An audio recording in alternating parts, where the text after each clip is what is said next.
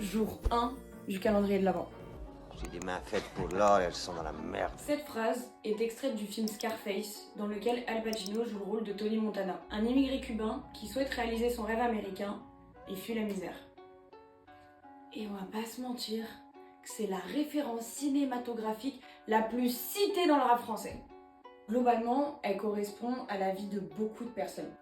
Elle parle d'ambition, de réussite, du contraste entre la réalité et le rêve, et surtout de la potentielle sortie de la pauvreté. Et c'est ça qui parle aux gens. Et c'est pour cela que le rap se l'est réapproprié. On écoute. J'ai des mains faites pour l'or et elles sont dans la merde.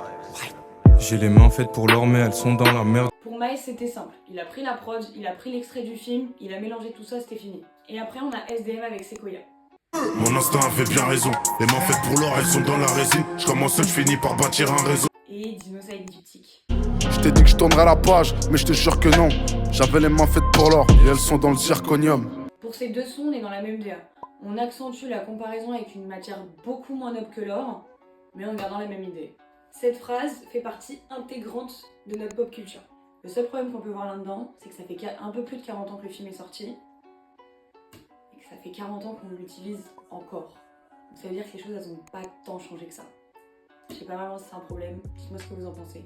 Sur ces belles paroles, à demain, 19h, pour le deuxième jour du calendrier. Bisous!